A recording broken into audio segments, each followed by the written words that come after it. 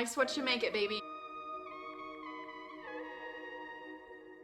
Hello everyone, welcome back. If you're new to this channel, feel free to subscribe. We're talking about medical school things, we're talking about science stuff, we're doing vlogs and things. Really looking to invest in this channel in the next coming years. I've officially moved to Nashville to start medical school at Vanderbilt and I'm very excited. But I want to talk about, I made a video my sophomore year of college, so probably about 3 years ago, about turning down my spot at an Ivy League school for a state school for financial reasons. And I wanted to follow up on it to talk about kind of like what I learned going to a state school, what the benefits of going to a state school are, because I learned things and I think there are experiences that I had at a state school that I might not have had at an Ivy League, and vice versa. I missed out on some things not going to UPenn. I didn't miss out on the debt though. I don't have that, which is nice. Well, I do now, thank you medical school, but didn't before. So just if you are in a similar situation where you are trying to decide between an Ivy League and a state school or an expensive school and a less expensive school, here's like my 2 cents. I was very, very disappointed. If you go back and watch that video, I was really disappointed. I had to give up. I worked very, very hard to get interviews at these Ivy Leagues and I worked very hard to get into an Ivy League school, and I was even like in this special biochemistry program and I was really excited about it. But it turned out that I didn't get any financial aid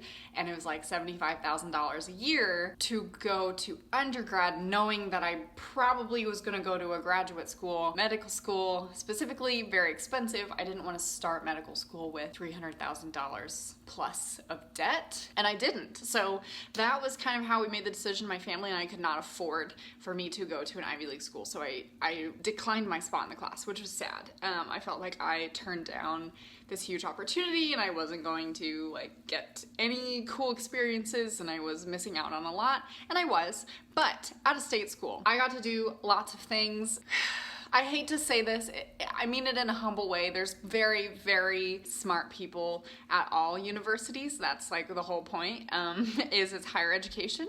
So being a big fish though in a little pond, there were 25,000 students at my university, so a big pond, but being a big fish in a big pond lends itself to you having opportunities that you might not have at an Ivy League school, because everybody who goes to an Ivy League school, give or take the few with the money, right? So give or take that, everybody's a big fish. And so not to say that you should just be given things because you're intelligent, but there are certain perks to being a big fish at a university. So you might have more one-on-one research time with a professor, whereas like everybody at your university, if you go to an Ivy League, might be qualified to have that interaction.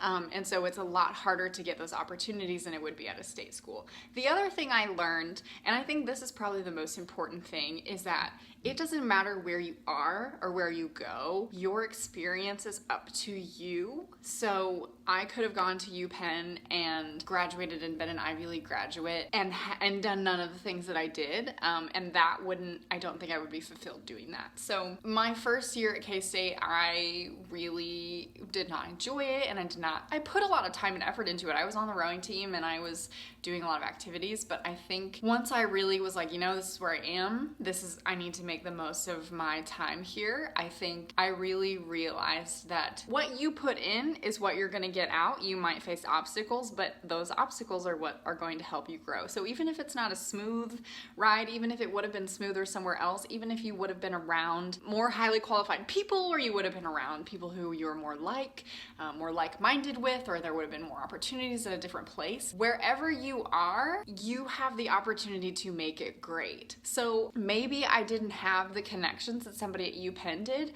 but I learned how to work for connections, and I learned how to contact people, and I learned how to like put myself in positions instead of being put into them by connections, which I think there's a benefit to both of them. It's very important to network, but you learn how to do that. If that's not an environment that you're always in at a state school, you learn to network because your connection depends on it. Another thing about state school, speaking of networking, it's maybe a little bit easier for you to network.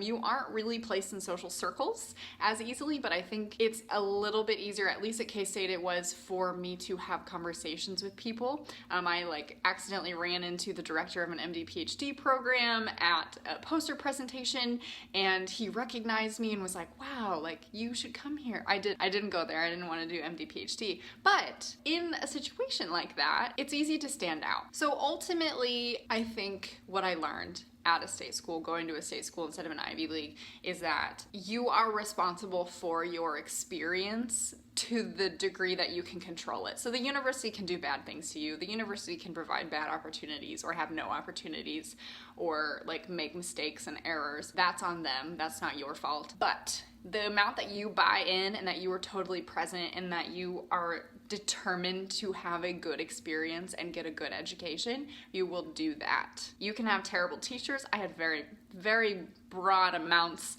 of terrible teachers, but I'm smart and I am going to a good school for medical school, and this is kind of what I wanted to get out of my undergrad experience, was being able to go somewhere that I was happy and surrounded by like-minded people for medical school. So I achieved my goal. I did it without having to go to an Ivy League school, and now I'm not in debt. So if you are in a similar situation where you've applied and you've been either rejected, don't worry. A state school does not mean a bad school. It means that you're gonna learn a lot of things and you are going to thrive because you're gonna make it that way. Or if you're deciding between $300,000 in student loans and a scholarship at a state school, or a smaller amount of loans at a state school, I hope that this insight helps you make that decision. Not to say that sometimes opportunities are worth the cost.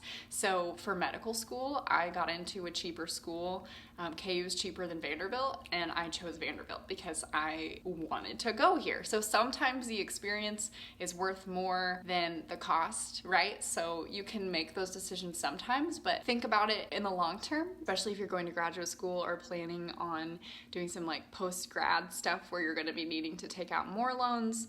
Those student loans can really get to you and make it difficult. And I'm gonna have a good job, and I went to a state school. So life's what you make it, baby. So if you have questions, specific questions that I can answer, this is just a broad video. I just wanted to follow up and tell you that everything ended up okay and that I am still going to a good school and I still did fine. And yes, I was upset about it, but there are benefits. And there are drawbacks, but there are benefits. So if you have specific questions or things that you want to chat about, let me know in the comments. I can make specific videos. I've done it before. If people have very specific questions, I'd be happy to address them if enough people are interested. So thank you for watching. Best of luck looking for colleges and choosing your college. Remember, you can make it great wherever you go. It does not matter what the name on your diploma is, as long as you rock it and you put in the work when you're there. Best of luck, everyone. Thanks for watching. I'll see you next time. Bye.